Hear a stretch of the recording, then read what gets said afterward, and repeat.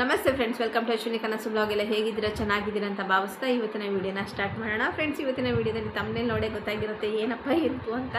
ಹೌದು ಫ್ರೆಂಡ್ಸ್, ಅಪ್ಪ ಇಲ್ಲ ಅಂದ ತಕ್ಷಣ ಆ ಮನೆಯಿಂದ ಹೆಣ್ಣು ತರಕ್ಕೆ ಎಷ್ಟು ಹಿಂದೆ ಮುಂದೆ ನೋಡ್ತಾರೆ ಅಂತ. ಆ ಹೆಣ್ಣು ಮಗಳ ಬಗ್ಗೆ ಕ್ಯಾರೆಕ್ಟ್ರನ್ನೇ ಲೆಸ್ ಮಾಡ್ತಾರೆ. ಎಷ್ಟೇ ನಿಯತ್ತಾಗಿ ಎಷ್ಟೇ ಕರೆಕ್ಟಾಗಿದ್ರು ಅಪ್ಪ ಇಲ್ಲ ಅಂದ ತಕ್ಷಣ ಆ ಮನೆ ಹೆಣ್ಮಕ್ಳು ಸರಿ ಇಲ್ಲ, ಅವ್ರ ಹೆಂಡತಿ ಸರಿ ಇಲ್ಲ, ಮಕ್ಕಳು ಸರಿ ಇಲ್ಲ, ಯಾವ ಥರ ಜಡ್ಜ್ಮೆಂಟ್ ಕೊಡ್ತಾರೆ ಅಂದರೆ ಅಕ್ಕಪಕ್ಕದವರು ಆ ಮಕ್ಕಳ ಬಗ್ಗೆ ಆ ಮನೆತನದ ಬಗ್ಗೆ ತೂಕವಾಗಿ ಇರ್ತಾರೆ. ಆದರೆ ಸಂಬಂಧಿಕರು ಅಂತ ಇರ್ತಾರಲ್ಲ ಕಚಡಗಳು, ಅವ್ರ ಲೈಫ್ಗಳನ್ನೇ ಹಾಳು ಮಾಡಿಬಿಡ್ತಾರೆ. ಅದು ನನ್ನ ಲೈಫಲ್ಲಿ ನಡೆದಂಥ ಒಂದು ಘಟನೆ ಫ್ರೆಂಡ್ಸ್. ಇದನ್ನು ನಾನು ನಿಮ್ಮ ಹತ್ರ ಶೇರ್ ಮಾಡೋಣ ಇವತ್ತು ಅಂದ್ಕೊಂಡು ಬಂದಿದ್ದೀನಿ ಫ್ರೆಂಡ್ಸ್. ನಮ್ಮಪ್ಪ ತೀರೋದ್ಮೇಲೆ ನಮ್ಮ ಮನೇಲಿ ಆಧಾರ ಸ್ತಂಭ ಆಗಿದೆ ನಮ್ಮಪ್ಪ. ನನಗೆ 16 ವರ್ಷ ಇದ್ದಾಗ ನಮ್ಮ ತಂದೆ ತೀರೋದ್ರು.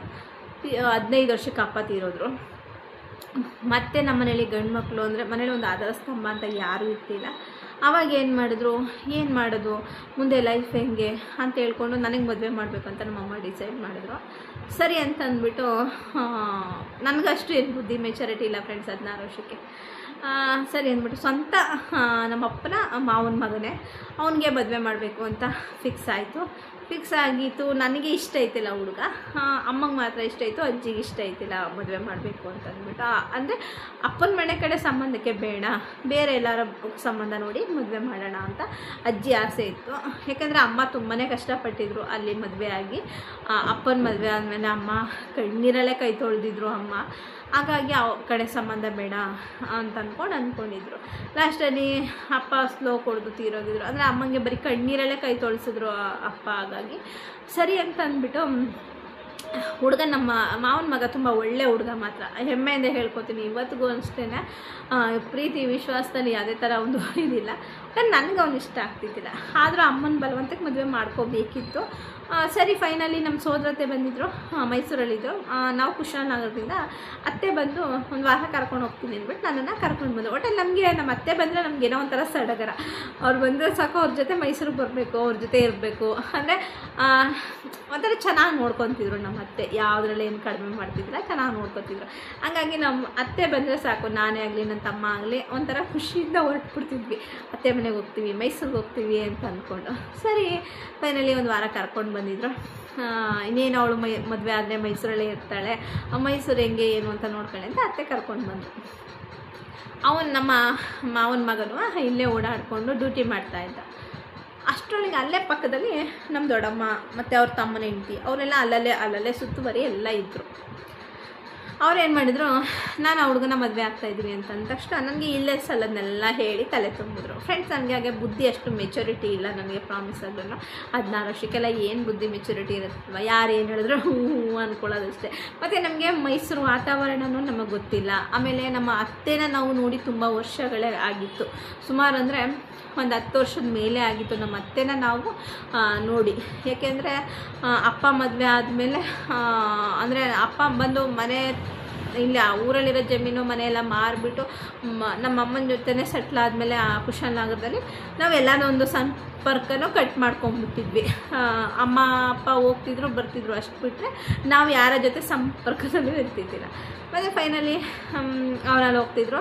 ಯಾರು ಹೇಳಿದ್ರು ನಮಗೇನು ಗೊತ್ತು, ವಾಸ್ತವ ಹೇಳೋದನ್ನ ನಾವು ನಂಬಬೇಕಾಯ್ತು. ಅವ್ರು ಹೇಳಿದ್ರು ಕಿವಿಗೆ ಏನೆಲ್ಲೋ ಹೇಳಿ ತಲೆ ತುಂಬಿದ್ರು. ನಾನು ಮದುವೆ ಆಗಲ್ಲ, ನಂಗೆ ಇಷ್ಟ ಇಲ್ಲ, ಅವನೇನೋ ಮಾಡ್ಕೊಂಡು ನಾನು ಸೂಸೈಡ್ ಮಾಡ್ಕೊಂಡ್ಬಿಡ್ತೀನಿ ಅಂತ ನಮ್ಮಮ್ಮಂಗೆ ಹೇಳ್ಬಿಟ್ಟೆ. ನಮ್ಮ ಅತ್ತೆಗೂ ಹೇಳಿದೆ, ಸರ್ ನಿಂಗೆ ಇಷ್ಟ ಇಲ್ಲ ಅಂದರೆ ಬೇಡ ಬಿಡು ಅಂತ ಅಂದ್ಕೊಂಡು ಸತ್ತಸು ಮಾವನ ಮಗನೆಲ್ಲ ಅವ್ನಿಗೆ ಹೇಳಿದೆ ನಂಗೆ ಮದುವೆ ಆಗೋಕ್ಕೆ ಇಷ್ಟ ಇಲ್ಲ ಅಂತ. ಯಾಕಂದರೆ ಅವ್ನ ಕ್ಯಾರೆಕ್ಟ್ರ್ ಬಗ್ಗೆ ಏನೆಲ್ಲ ಹೇಳಿಬಿಟ್ರು. ಅವನ ಹಾಗೆ ಹೀಗೆ ಏನು ಬೇಕೋ ಸುಮ್ಮನೆ ಹೆಣ್ಮಕ್ಳ ಬಗ್ಗೆ ಎಲ್ಲ ಇದಿದೆ ಅವ್ನಿಗೆ ಹೆಂಗಿದೆ ಎಲ್ಲ ಹೇಳಿದ್ರು. ಯಾವ ಹೆಣ್ಮಕ್ಳಿಗಾದ್ರೂ ಅಷ್ಟೇ, ಮದುವೆ ಆಗೋ ಹುಡುಗಿಗೆ ಒಂದು ಹುಡುಗನ ಬಗ್ಗೆ ಕ್ಯಾರೆಕ್ಟ್ರ್ ಬಗ್ಗೆ ಮಾತಾಡಿದ್ರೆ ಯಾರಿಗೆ ತಾನೇ ಮದುವೆ ಆಗೋಕ್ಕೆ ಇಷ್ಟ ಆಗುತ್ತೆ. ನನಗಂತೂ ಅದು ಇಷ್ಟನೇ ಆಗಲಿಲ್ಲ. ಮತ್ತು ನಂಗೆ ವಾಸ್ತವ ಏನು ಅಂತಲೂ ನಂಗೆ ಗೊತ್ತಿಲ್ಲ. ಸರಿ ಅಂದ್ಬಿಟ್ಟು ನಮ್ಮ ಅತ್ತೆನೂ ಹಂಗಂತ ಅವ್ರವ್ರ ಮಾತು ಕೇಳ್ಕೊಂಡಿದ್ದೆಲ್ಲ ಇದು ಮಾಡ್ತಾಯಿದ್ಯಾ, ಅವ್ರವ್ರ ಮಾತು ಕೇಳಬೇಡ ಅಂತಂತಾಯಿದ್ರು ಅತ್ತೆ. ಆದರೂ ನನಗೆ ಇವರು ಹೇಳೋದನ್ನ ನೋಡಿ ಒಂಥರ ಇದಾಗೋಯ್ತು. ಸರಿ ಅದಾಯಿತು. ಮತ್ತೆ ನಮ್ಮ ಇನ್ನೊಂದು ಅತ್ತೆ ಇದ್ದಾರೆ, ಅದು ಬಂದು ದಾರಿಪುರ ಅಂತಂದ್ಬಿಟ್ಟು ಇಲ್ಲಿ ಮೈಸೂರಿಂದ ಒಂದು 10-15-20 ಕಿಲೋಮೀಟ್ರ್ ಕಾಣಿಸ್ತದೆ. ಅಲ್ಲಿ ನಮ್ಮ ಅಕ್ಕನ ಮದುವೆ ಮಾಡಿದರು. ಅಕ್ಕ ತೀರೋದ್ಮೇಲೆ ಅವ್ರು ಇನ್ನೊಂದು ಕಡೆ ಸಂಬಂಧ ಮಾಡಿದರು. ಆ ಸಂಬಂಧ ಇನ್ನೂ ಹಾಗೆ ಉಳ್ಕೊಂಡಿತ್ತು. ಅವ್ರ ಮನೆಗೆ ಹಬ್ಬಕ್ಕೆ ನಮ್ಮ ಅತ್ತೆ ಹೋಗಿ ಬಂದ್ಕೊಂಡಿರ್ತಾಯಿದ್ರು. ಸರಿ, ಅವ್ರ ಮನೆಗೆ ನಮ್ಮ ದೊಡ್ಡಮ್ಮ ನಮ್ಮ ಅತ್ತೆ ನಾವು ಎಲ್ಲ ಹೋದ್ವಿ. ಹೋದ ತಕ್ಷಣ ಅವರು ನಮ್ಮನ್ನು ನೋಡಿದ್ದಿಲ್ಲ, ನಮ್ಮನ್ನೆಲ್ಲ ಚಿಕ್ಕದ್ರಲ್ಲಿದ್ದಾಗ ನೋಡಿದ್ರು. ಸಡನ್ ನಾನು ಹೋದ ತಕ್ಷಣ ಇದು ಯಾರ ಮಗಳು ಅಂತ ಹೇಳಿದ್ರು. ಆಗ ನಮ್ಮ ಅತ್ತೆ ಹೇಳಿದ್ರು, ನಮ್ಮ ಅಣ್ಣನ ಮಗಳಲ್ವ ಇವಳು ಅಂತಂದರು. ಅಷ್ಟೊತ್ತಿಗೆ ಅವರಿದ್ದವ್ರು ಏನಂದರು, ನಮ್ಮ ಅತ್ತೆ ದೊಡ್ಡತ್ತೆ ಏನಂದರು, ಅಲ್ಲಿ ಯಾಕೆ ಮಲೇಷನ್ಗೆ ಹೆಣ್ಣು ನೋಡ್ತಾ ಇದ್ದೀವಿ, ಅಲ್ಲಿ ಯಾಕೆ ನೋಡೋದು, ಇವಳನ್ನೇ ಮಾಡ್ಕೋಬೋದಲ್ಲ ಅಂತಂತಂದರು. ಸರಿ ಅಂತ ಆ ನೈಟೇ, ಆವಾಗೆಲ್ಲ ಚಿಕ್ಕ ಫೋನ್ ಅಲ್ವ ಫ್ರೆಂಡ್ಸ್, ನೈಟೇ ನಮ್ಮಮ್ಮಗೆ ಫೋನ್ ಮಾಡಿ ನಮ್ಮಮ್ಮನ ಜೊತೆ ಮಾತಾಡಿ ನಮ್ಮ ಅತ್ತೆನೂ ಮಾತಾಡಿ, ಹುಡುಗನೂ ಎಲ್ಲ ಹೋಗಿದ್ದ. ಅವನು ಬಂದ ತಕ್ಷಣ ಅವನು ನಾನು ನೋಡಿ ಅವನಿಗೂ ಇಷ್ಟ ಆಯಿತು, ನನಗೂ ಇಷ್ಟ ಆಗಿತ್ತು. ಹುಡುಗನ ಕಂಡ್ರೆ ನಂಗೆ ತುಂಬ ಇಷ್ಟ ಆಗೋಯ್ತು ಅಂದ್ಕೊಂಡು. ಆಮೇಲೆ ಅವನಿಗೂ ನನ್ನ ಕಂಡ್ರೆ ತುಂಬ ಇಷ್ಟ ಆಯಿತು. ಬೆಳಗ್ಗೆ ಎದ್ದು ಎಲ್ಲ ಮಾತಾಡಿ ತಿಂಡಿ ತಿನ್ನಿಸಿ ಆ ಹುಡುಗ ಹೂನು ತಗೊಬಂದು ಕೊಟ್ಟ. ಹೊರಗಡೆ ಹೋಗ್ಬಿಟ್ಟು ಹೂನು ತಂದುಕೊಟ್ಟು, ನನಗೂ ನಿನ್ನ ಇಷ್ಟ ಆಗೈತೆ, ನಿಮ್ಮ ಮನೆಯವ್ರು ಅಲ್ಲಿ ಹೋಗಿ ಮನೇಲಿ ಹೋಗಿ ಒಂದು 3 ದಿನ ಬಿಟ್ಟು ಊರಿಗೆ ಬರ್ತೀವಿ ಅಂತ ಹೇಳಿದ್ರು. ನಾವು ಹೋಗಿದ್ದು ಹಬ್ಬಕ್ಕೆ ಹೋಗಿದ್ದು ಅಲ್ಲಿಗೆ. ಸರಿ, ಅವ್ರ ಮನೆಯವರೆಲ್ಲ ಕೂತ್ಕೊಂಡು ಒಟ್ಟಿಗೆ ಮಾತಾಡಿ, ಹಿಂದೆ ಮುಂದೆ ಏನೂ ಯಾರೂ ಮಾತಾಡಲಿಲ್ಲ. ಎಲ್ಲ ಕೂತ್ಕೊಂಡು ಮಾತಾಡೆಲ್ಲ ಆದಮೇಲೆ ಬರ್ತೀನಿ, ಬಂದು ಮನೆಗೆ ಬರ್ತೀನಿ ಅಂದ್ಬಿಟ್ಟು ಅವರೆಲ್ಲ ಒಪ್ಕೊಂಡಿದ್ರು. ಸರಿ, ಫೈನಲಿ ಫ್ರೆಂಡ್ಸ್ ಎಲ್ಲ ಬಂದು ಹುಡುಗ ಬಂದು ಬಸ್ಸನ್ನು ಹತ್ತಿಸ್ಬಿಟ್ಟು ಖಂಡಿತ ಬಂದು ನಾನು ಮದುವೆ ಮಾಡ್ಕೋತೀನಿ ಅಂತೆಲ್ಲ ಹೇಳಿ ನಮ್ಮ ಅತ್ತೆಗೆಲ್ಲ ಮಾತಾಡಿದ್ದು. ನಾನು ಯಾರ ಜೊತೆ ಆಗಲೂ ಅಷ್ಟಕ್ಕಷ್ಟೇ ಮಾತಾಡ್ತಿದ್ದು. ಸರಿ ಅಂತ ಆಯಿತು, ಬರ್ತೀವಿ ಅಂತ ಹೇಳಿದ್ರು. ಫ್ರೆಂಡ್ಸ್, ಅದು ಅವ್ರಿಗೆ ಗೊತ್ತಾಯಿತು, ನಮ್ಮ ದೊಡ್ಡಮ್ಮ ಮತ್ತು ಅವರ ತಮ್ಮನ ಹೆಂಡತಿಗೆ ಗೊತ್ತಾಯಿತು ಇಲ್ಲಿಂದ ಮದುವೆ ಮಾಡ್ಕೋತಾ ಇದ್ದಾರೆ ಅಂತ. ಎಷ್ಟು ಹೊಟ್ಟೆ ಕಿಚ್ಚಿದೆ ನೋಡಿ ಅವರಿಗೆ. ಏನಾಗಿದೆ, ಅಪ್ಪ ಇಲ್ಲ, ಆ ಮನೆಯಿಂದ ಹೆಣ್ಣು ತತ್ತೀರಾ, ಅವ್ರ ಅಮ್ಮ ಹೆಂಗೋ, ಮಗಳು ಹೆಂಗೋ, ಸಿಟಿಲಿರೋವು ಬಂದು ಇಲ್ಲೆಲ್ಲ ಒಕ್ತನ ಮಾಡ್ತಾರೆ, ಹಾಗೆ ಹಿಂಗೆ ಅಂತಂದ್ಬಿಟ್ಟು ನಮ್ಮ ಅಮ್ಮನ ಕ್ಯಾರೆಕ್ಟರ್ಲೆಸ್ಸು, ನಮ್ಮ ಕ್ಯಾರೆಕ್ಟರ್ಲೆಸ್ಸು, ಮತ್ತು ಎಲ್ಲರದೂ ಒಂಥರ ಮಾಡಾಕ್ಬಿಟ್ರು ಫ್ರೆಂಡ್ಸ್. ಹೇಗೆ ಮಾಡಿದ್ರು ಅಂದರೆ, ಅವ್ರು ಇನ್ನೊಂದ್ಸರಿ ನಮ್ಮ ಸಂಬಂಧ ಬೆಳೆಸಬಾರ್ದು ಆ ಮಟ್ಟಿಗೆ ವಿಷಯಗಳನ್ನ ತುಂಬಿದ್ರು ಹೋಗ್ಬಿಟ್ಟು. ನಮ್ಮ ಅತ್ತೆ ಮಗನಿಗೂ ನನಗೂ ಸಂಬಂಧ ಇದೆ ಪಾಪ. ನಿಜವಾಗ್ಲೂ ಫ್ರೆಂಡ್ಸ್, ನಾನು ಯಾವುದೇ ಒಂದು ರಿಲೇಟಿವ್ಗಳನ್ನ ಮಾತಾಡಿಸಿದ್ದು ಇಲ್ಲಿವರೆಗೂ ನಾನು ಮಾತಾಡ್ಸೋದಿಲ್ಲ, ಯಾರು ಕಂಡ್ರೂ ಮಾತಾಡ್ಸೋಲ್ಲ. ಅಂಥ ವ್ಯಕ್ತಿ ಬಗ್ಗೆ ಎಲ್ಲ ಮಾತಾಡಿ ಅವ್ರಿಗೆ ಬೇರೆ ಕಡೆ ಮದುವೆ ಆಯಿತು, ಕ್ಯಾನ್ಸಲ್ ಆಯಿತು. ಫ್ರೆಂಡ್ಸ್, ಹೇಗೆಲ್ಲ ಹೇಳಿದ್ರು ಅಂದರೆ, ಆ ಹುಡುಗನಿಗೆ, ಆ ಹುಡುಗನ ಮನೆಯವ್ರಿಗೆ, ಅವರ ಅಣ್ಣನ ಹೆಂಡತಿಗೆ ತಲೆ ತಿರುಗಿಬಿಡ್ಬೇಕು. ಅವ್ರಿಗೂ ತಲೆ ಓದಿರೋದು. ಅವಳೆಲ್ಲ ಇಲ್ಲಿ ಬಂದು ವಾಗ್ದಾನ ಮಾಡ್ತಾಳ, ಸೆಟ್ ಆಗ್ತಾರಲ್ಲ, ಸಿಟಿಲಿ ಬೆಳೆದಿರೋವು, ಸ್ಟೈಲ್ ಮುಂಡೆವು. ಫ್ರೆಂಡ್ಸ್, ಹೆಂಗೆಲ್ಲ ಹೇಳಿದ್ದಾರೆ ಅಂದರೆ, ಅವ್ರ ಅಮ್ಮ ಸರಿ ಇಲ್ಲ, ಹಂಗೆ ಹಿಂಗೆ ಅಂತ ನಮ್ಮ ಅಮ್ಮನ ಕ್ಯಾರೆಕ್ಟರ್ ಲೆಸ್ ಮಾಡಿದ್ರು. ಆಮೇಲೆ ಇಲ್ಲೆಲ್ಲ ನಿಮಗೆಲ್ಲ ಒಂದಲ್ಲ, ಆಮೇಲೆ ನೀವು ಬಂದು ಬೀದಿಗೆ ನಿಂತ್ಕೋಬೇಕಾಗುತ್ತೆ, ಹಂಗೆ ಹಿಂಗೆ ಏನೇನೇನು ಹೇಳಬೇಕು ಫ್ರೆಂಡ್ಸ್, ಅಷ್ಟೆಲ್ಲ ಹೇಳ್ಬಿಟ್ರು. ಆಮೇಲೆ ಅವರು 3 ದಿನ ಆದಮೇಲೆ ಫೋನೇ ಮಾಡಲಿಲ್ಲ. ಲಾಸ್ಟಿಗೆ ಅದು ನಮ್ಮ ದೊಡ್ಡಪ್ಪನ ಕಡೆಯಿಂದ ವಿಷಯ ಗೊತ್ತಾಯಿತು. ನಮ್ಮ ದೊಡ್ಡಪ್ಪ ಹಿಂಗೆ ಹೋಗ್ಬಿಟ್ಟು ಈ ಥರ ಎಲ್ಲ ಮಾತಾಡ್ಬಿಟ್ಟು ಬಂದವ್ರೆ ಅಂದ್ಬಿಟ್ಟು ನಮ್ಮ ಅತ್ತೆ ಹತ್ರ ಹೇಳ್ದಂಗೆ ಅದು ಹೋಗಿ ನಮ್ಮ ಅಮ್ಮನಿಗೂ, ನಮ್ಮ ದೊಡ್ಡಪ್ಪ ನಾನು ಮೈಸೂರಿಂದ ನಮ್ಮ ಅಮ್ಮನ ಮನೆಗೆ ಹೊಂಟೋದೆ, ಕುಶಾಲನಗರಕ್ಕೆ ಹೋದೆ. ನಮ್ಮ ದೊಡ್ಡಪ್ಪ ಆವಾಗ ಕುಶಾಲನಗರಕ್ಕೆ ಬಂದ್ಬಿಟ್ಟು ಹಿಂಗೆಲ್ಲ ಆಗೈತೆ ಅಂತೆಲ್ಲ ವಿಷಯನ ನಮ್ಮ ಅಮ್ಮನ ಹತ್ರ ಹೇಳಿದ್ರು. ಹಾಗೆ ನಮ್ಮ ಅಮ್ಮನ ಹತ್ರ ಹೇಳಿದ ತಕ್ಷಣ ನಮ್ಮಮ್ಮ ಅವ್ರಿಗೂ ಫೋನ್ ಮಾಡಿ ಮಾತಾಡ್ತು. ನಮ್ಮ ಮಕ್ಕಳ ಬಗ್ಗೆ ಮಾತಾಡೋಕ್ಕೆ ನಿಮ್ಗೇನಿದೆ, ಯಾವಳೋ ಹೇಳೋದು ಹಿಂಗೆ ಅಂದ್ಕೊಂಡು ನನ್ನ ಮಗಳ ಬಗ್ಗೆ ತಿಳ್ಕೊಂಡು ನಾವೇನು ಸರಿ ಇಲ್ಲ ಅಂತ ಏನು ನೋಡಿದ್ದೀರಾ ನೀವು ಅಂತ ನಮ್ಮ ಅಮ್ಮನ ಸ್ವಲ್ಪ ರಾಶಿಯಾಗೆಲ್ಲ ಮಾತಾಡಿದ್ರು. ಸರಿ ಅಂದ್ಬಿಟ್ಟು ನಮ್ಮ ದೊಡ್ಡಪ್ಪ ಪಾಪ ನನ್ನ ತಮ್ಮನ ಮಗಳನ್ನ ಒಂದು ಒಳ್ಳೆ ಕಡೆ ಸಂಬಂಧ ಮಾಡಬೇಕು, ನಮ್ಮ ಸಂಬಂಧದಲ್ಲೇ ಚೆನ್ನಾಗಿರುತ್ತೆ, ಅವ್ಳ ಲೈಫ್ ಚೆನ್ನಾಗಿರುತ್ತೆ, ನನ್ನ ತಮ್ಮ ಇಲ್ಲ ಆ ಜಾಗದಲ್ಲಿ ನಾನು ನಿಂತ್ಕೊಂಡು ಮಾಡಬೇಕು ಅಂದರೆ ನಮ್ಮ ದೊಡ್ಡಪ್ಪ ತುಂಬಾ ಹೊಡೆದಾಡಿದ್ರು. ಎಷ್ಟು ಹೊಡೆದಾಡಿದ್ರು ಅಂದರೆ ಮೈಸೂರು ಕುಶಾಲನಗರಕ್ಕೂ ಮೈಸೂರಿಗೂ 2 ದಿನಕ್ಕೂ ಪಾಪ ಬರ್ತಿದ್ರು ನಮ್ಮ ದೊಡ್ಡಪ್ಪ. ಅಂದರೆ ನಾನು ಅವ್ರ ಮಗಳನ್ನ ಎಷ್ಟು ಇಷ್ಟಪಡ್ತಿದ್ರು, ನನ್ನನ್ನು ಅಷ್ಟೇ ಇಷ್ಟಪಡ್ತಿದ್ರು ನಮ್ಮ ದೊಡ್ಡಪ್ಪ. ತುಂಬಾ ಟ್ರೈ ಮಾಡಿದ್ರು.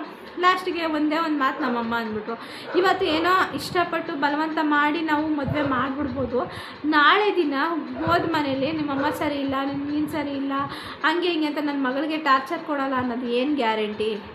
ಬೇಡ, ನನ್ನ ಮಗಳು ಮದುವೆ ಆದಂಥ ಮನೇಲಿದ್ದರೂ ಪರವಾಗಿಲ್ಲ, ನಾನಂತೂ ಮದುವೆ ಮಾಡಲ್ಲ ಅಂತಂದು. ಆಮೇಲೆ ಎಲ್ಲ ಹೇಳಿದ್ರು, ಎಲ್ಲ ಬಂದು ಏನು ಬೇಕೋ ಎಲ್ಲ ಕೇಳಿ ಫ್ರೆಂಡ್ಸ್, ಎಲ್ಲ ಬಂದು ವಿಚಾರಿಸ್ಕೊಂಡು ಹೋಗಿ ನಮ್ಮ ಬಗ್ಗೆ ಎಲ್ಲೇ ಒಂದಿಷ್ಟುದ ನೆಗೆಟಿವ್ ಯಾರ ಬಾಯಿಲೂ ಬರಲಿಲ್ಲ. ತೂಕದ ಮಾತುಗಳೇ ಬಂತು. ಅಂದರು ಸಂಬಂಧಿಕರು ಅನ್ನೋದು ಏನಕ್ಕೆ ಇರ್ತಾರೆ ಅಂದರೆ ಒಳ್ಳೆ ಮನೆಗೆ ಮದುವೆ ಆಗಿ ಹೋಗ್ಬಿಡ್ತಾಳಲ್ಲ ಅಂದ್ಕೊಂಡು ಎಷ್ಟು ಹೊಟ್ಟೆ ಕಿಚ್ಚು ಅಂದರೆ ಫ್ರೆಂಡ್ಸ್, ಅವತ್ತು ಸ್ಟಾರ್ಟ್ ಆಗಿರೋ ಹೊಟ್ಟೆ ಕಿಚ್ಚು ಫ್ರೆಂಡ್ಸ್ ಇವತ್ತವರೆಗೂ ಅವರು ನನ್ನ ಮೇಲೆ ಕಡಿಮೆನೇ ಆಗಿಲ್ಲ. ಮೇಲ್ನೋಟಕ್ಕೆ ತುಪ್ಪ ಸುರಿಯಂಗೆ ಮಾತಾಡ್ತಾರೆ ಇವತ್ತಿಗೂ ಅಷ್ಟೇ ಹೊರತು ನನ್ನ ಮೇಲೆ ಅಷ್ಟು ಹೊಟ್ಟೆ ಕಿಚ್ಚಿದೆ. ಸ್ವಂತ ಮಕ್ಕಳಾಗಿದ್ರೆ ಹಂಗೆ ಬಿಟ್ಬಿಡ್ತಿದ್ರಾ?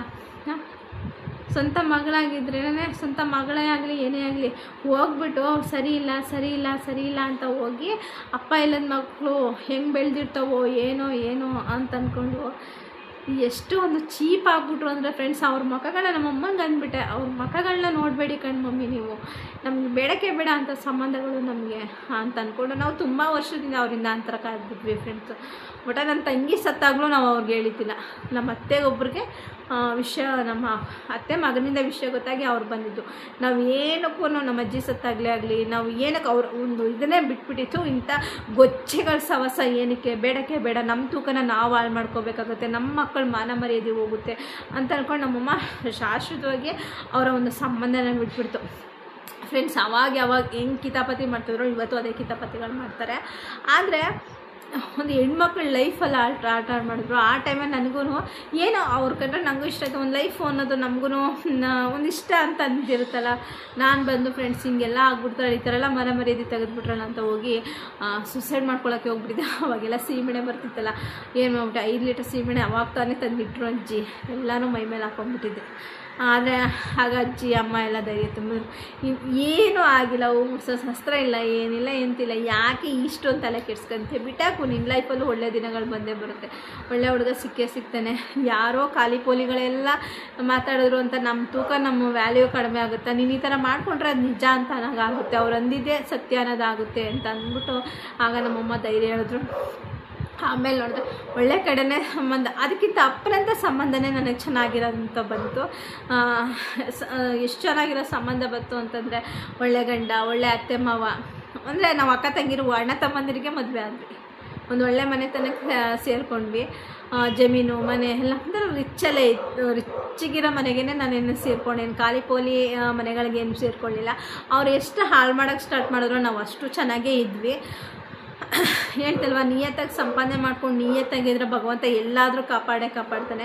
ನೋಡಿ ಫ್ರೆಂಡ್ಸ್, ಅವತ್ತು ನಮ್ಮ ಲೈಫ್ ಹಾಳು ಮಾಡಿದ್ರು, ಮುಂದೊಂದು ದಿನ ಅವ್ರಿಗೂ ಮಕ್ಕಳು ಅನ್ನೋದಿದೆ, ಅವ್ರ ಲೈಫ್ ಹಾಳು ಮಾಡೋನು ಮೇಲೊಬ್ಬ ಯಾರು ಒಂದು ರೂಪದಲ್ಲಿ ಇದ್ದೇ ಇರ್ತಾನೆ ಅನ್ನೋದಷ್ಟೇ ನನ್ನ ನಂಬಿಕೆ ಹೊರತು ನಾನು ಯಾರಿಗೂ ಯಾವತ್ತೂ ಈ ಥರ ಎಲ್ಲ ಮಾಡಿದ್ರು ಅಂತನಲ್ಲ. ಆದರೆ ಅದನ್ನು ನಾನು ಪದೇ ಅವ್ರಿಗೆ ನೆನಪಿಸ್ತಾನೆ ಇರ್ತೀನಿ. ನಾನೇನು ಹಿಂದೆ ಮುಂದೆ ಅಂತೂ ಮುಚ್ಚಿಟ್ಕೊಂಡು ವ್ಯವಹಾರ ನಾನು ಮಾಡೋದೇ ಇಲ್ಲ ಫ್ರೆಂಡ್ಸು. ಇವಾಗ ನನ್ನ ಮದುವೆ ಆಗಿ ನನ್ನ ಮಗಳು ನನ್ನ ಎದೆ ಹತ್ರಕ್ಕೆ ಬಂದಿದ್ರು ಅವ್ರು ಸಿಗ್ತಾನೆ ಅಂತ ಒಳ್ಳೆ ಸಂಬಂಧನ ಮುರಿದು ಬಿಟ್ರಲ್ಲ ಎಲ್ಲ ಸೇರಿಕೊಂಡು. ನೀವು ನಮ್ಮನೆ ಇಷ್ಟೆಲ್ಲ ಅಂಥವ್ರು ಇಂಥವ್ರು ಅಂತೆಲ್ಲ ಮಾತಾಡೋದು ನಾನು ಇವತ್ತಿಗೂ ಬಿಡಲ್ಲ ಫ್ರೆಂಡ್ಸ್. ಆ ಮಾತನ್ನು ಮಾಡ್ತೀನಿ ನೋಡಿ. ತಂದೆ ಇಲ್ಲ ಅಂದ ತಕ್ಷಣ ತಂದೆ ಇರೋವರೆಗೂ ಸಂಬಂಧಿಕರೆಲ್ಲ ಚೆನ್ನಾಗಿರ್ತಾರೆ, ಎಲ್ಲ ಬರ್ತಾರೆ ಹೋಗ್ತಾರೆ, ಬೆಲೆ ಕೊಡ್ತಾರೆ, ಗೌರವ ಕೊಡ್ತಾರೆ. ಅದೇ ಒಂದು ಆ ಜಾಗದಲ್ಲಿ ಒಂದು ಗಂಡಸಿಲ್ಲ ಅಂದರೆ ಆ ಮನೇಲಿ ಆ ಹೆಣ್ಮಕ್ಳ ಕ್ಯಾರೆಕ್ಟರ್ನೇ ಸರ್ಟಿಫಿಕೇಟ್ನ ಚೇಂಜ್ ಮಾಡಿ ಹಾಕ್ಬಿಡ್ತಾರೆ. ಹೇಗೆ ಮಾಡ್ತಾರೆ ಅಂದರೆ ಆ ಹೆಣ್ಮಕ್ಳು ಇನ್ನು ಮೇಲೆ ಹೇಳ್ಬಾರ್ದು, ತಲೆ ಎತ್ತಿ ರೋಡಲ್ಲಿ ಓಡಾಡಬಾರ್ದು, ಆ ಥರ ಮಾಡಾಕ್ಬಿಡ್ತಾರೆ ಸಂಬಂಧಿಕರು. ಅಂದರೆ ನಮ್ಮಮ್ಮನ ಕಡೆ ಸಂಬಂಧಿಕರು ಯಾರೂ ಆ ಥರ ಇಲ್ಲ ಫ್ರೆಂಡ್ಸ್. ಯಾಕಂದರೆ ಇವತ್ತವರೆಗೂ ತೂಕ ಗೌರವ ಕೊಡೋದ್ರಲ್ಲಿ ನಮ್ಮ ಅಪ್ಪನ ಮನೆ ಕಡೆ ಒಂದಷ್ಟು ಅವೇ ಕಚಡ ಸಂಬಂಧಗಳು ಅಥವಾ ಅವ್ನು ನೆನೆಸ್ಕೊಂಬಿಟ್ರೆ ಮೈಯೆಲ್ಲ ಜುಮ್ ಅಂತವೆ, ಅವ್ರ ಜೊತೆ ಮಾತಾಡೋಕ್ಕೂ ಅಸಹ್ಯ ಆಗುತ್ತೆ ಫ್ರೆಂಡ್ಸ್. ಅಂಥ ಒಂದು ಸಂಬಂಧಿಕರು ಬರೀ ಮಾತಿದ್ರೆ ಮನೆ ಹಾಳು ಮಾಡಿ ಬುದ್ಧಿನೇ ಇರೋದು. ಅದು ಕಂಡವ್ರ ಮನೆ ಹೆಣ್ಮಕ್ಳನ್ನ ಹಾಳು ಮಾಡಿ ಅದೆಷ್ಟು ಯಾವಾಗ ಏನಾಗ್ತಾರೋ ಅಂತ ಗೊತ್ತಿಲ್ಲ. ನಾನು ರಿಯಲಾಗೇ ಹೇಳ್ಬಿಡ್ತೀನಿ, ನಾನು ಹಿಂದೆ ಮುಂದೆ ಅಂತೂ ಮಾತಾಡೋಕ್ಕೆ ಇಷ್ಟನೂ ಪಡಲ್ಲ ಫ್ರೆಂಡ್ಸ್. ಯಾಕಂದರೆ ಅವತ್ತು ಮದುವೆ ಆಗಿ ಒಂದು ಮನೆ ಸಂಸಾರನ ಹಾಳು ಮಾಡೋದು 10 ನಿಮಿಷಕ್ಕೆ ಮಾಡಿಬಿಟ್ಟು ಏನೂ ಮಾಡೇ ಇಲ್ಲ ಅಂತ ಇದ್ದು ಬದ್ ಮನೆ ದೇವ್ರ ಮೇಲೆಲ್ಲ ಹಣೆ ಹಾಕಿದ್ರು.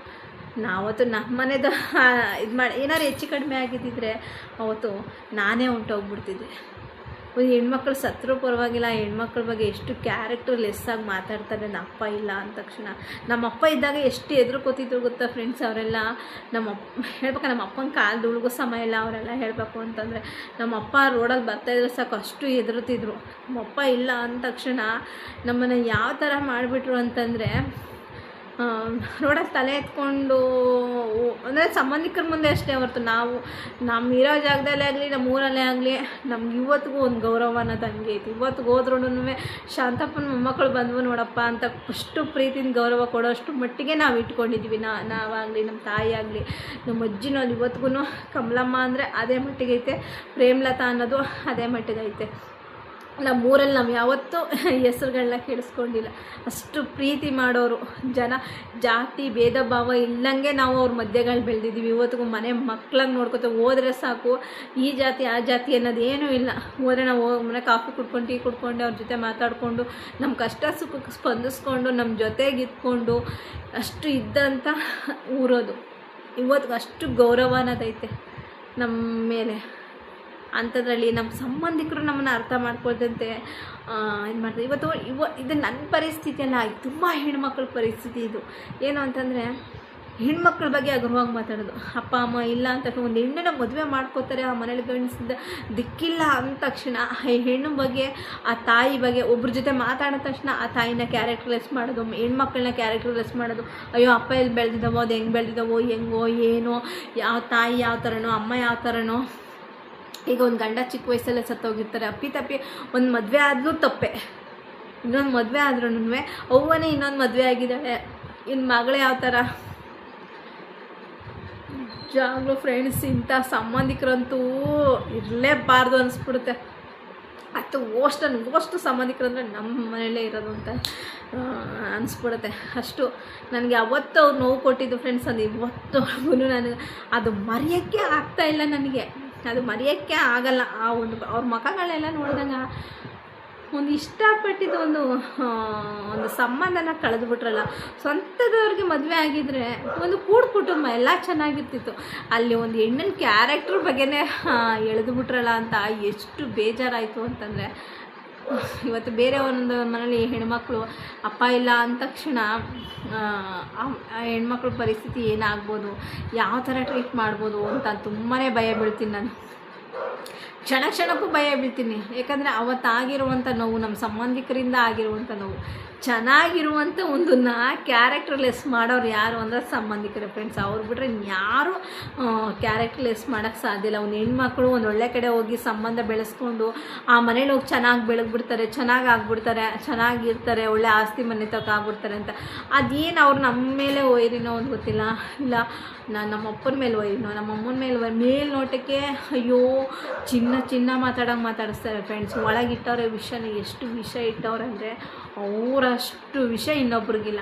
ಮೇಲ್ನೋಟಕ್ಕೆ ನನ್ನ ವಾರಗೀತಿ ಮಕ್ಕಳು, ನನ್ನ ತಂಗಿ ಇವ್ರ ಮಕ್ಕಳು, ಅವ್ರ ಮಕ್ಕಳು ಅಂತ ಅಂದ್ಕೊಂಡು ಮೇಲ್ನೋಟಕ್ಕೆ ತುಪ್ಪ ಸುರಿಯಂಗೆ ಮಾತಾಡ್ತಾರೆ. ಆದರೆ ಒಳಗಿರುವಂಥ ವಿಷ ಇದೆಯಲ್ಲ, ಕಾರ್ಕೋಟಕ ವಿಷಯನೋ, ಆ ವಿಷಕ್ಕಿಂತನೂ ವಿಷ, ಸರ್ಪ ಕಾರ್ಕೋಟಕ ವಿಷ ಇದೆಯಲ್ಲ, ಆ ವಿಷಕ್ಕಿಂತನೂ ವಿಷಕಾರಿ ಅಂದರೆ ನಮ್ಮ ಸಂಬಂಧಿಕರಲ್ಲಿ ಒಂದು 3 ಜನ ಅವರೇ.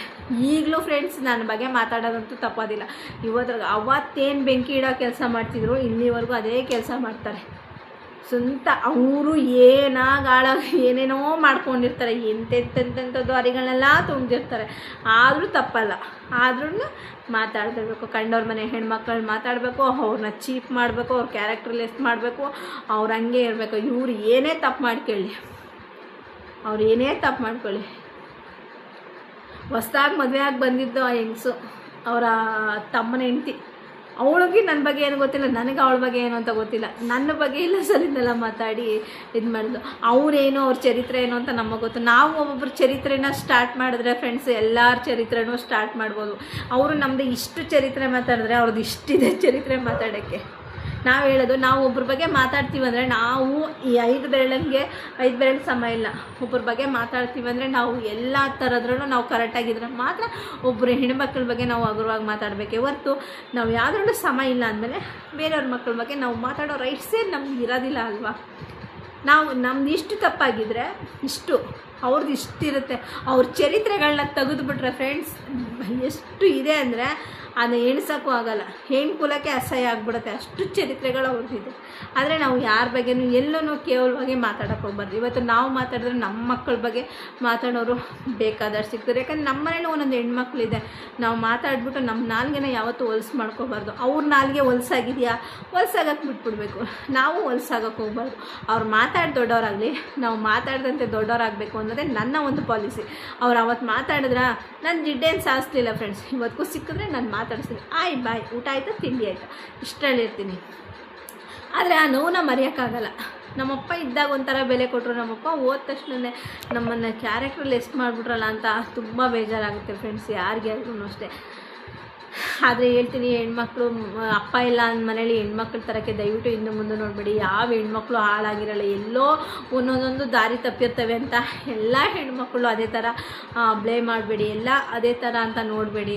ಯಾಕಂದರೆ ಅವರು ಒಳ್ಳೆ ಸಂಸ್ಕಾರ, ಅಪ್ಪ ಇಲ್ಲ ಅಂದ ತಕ್ಷಣ ಮನೇಲಿ ಒಳ್ಳೆ ಸಂಸ್ಕಾರನೇ ಕಲಿಸಿ ಇಟ್ಟಿರ್ತಾರೆ. ಎಲ್ಲೋ ಒಂದೊಂದು ದಾರಿ ತಪ್ಪು ನಿಂತಿರ್ತವೆ ಅಂತ ಎಲ್ಲ ಹೆಣ್ಮಕ್ಳು ನಿಂತಿರಲ್ಲ. ಆದರೆ ನನಗಾಗಿರೋ ನೋವಂತೂ ಫ್ರೆಂಡ್ಸ್ ಯಾವ ಹೆಣ್ಮಕ್ಳಿಗೂ ಆಗಬಾರ್ದು. ಅದು ತುಂಬ ಕಠೋರವಾದ ದಿನ ಅಂತಲೇ ಹೇಳ್ಬೋದು, ಆ ಒಂದು ಟೈಮು ಅಂತಲೇ ಹೇಳ್ಬೋದು. ಫ್ರೆಂಡ್ಸ್, ಈ ವಿಡಿಯೋ ಇಷ್ಟ ಆದರೆ ಲೈಕ್ ಮಾಡಿ.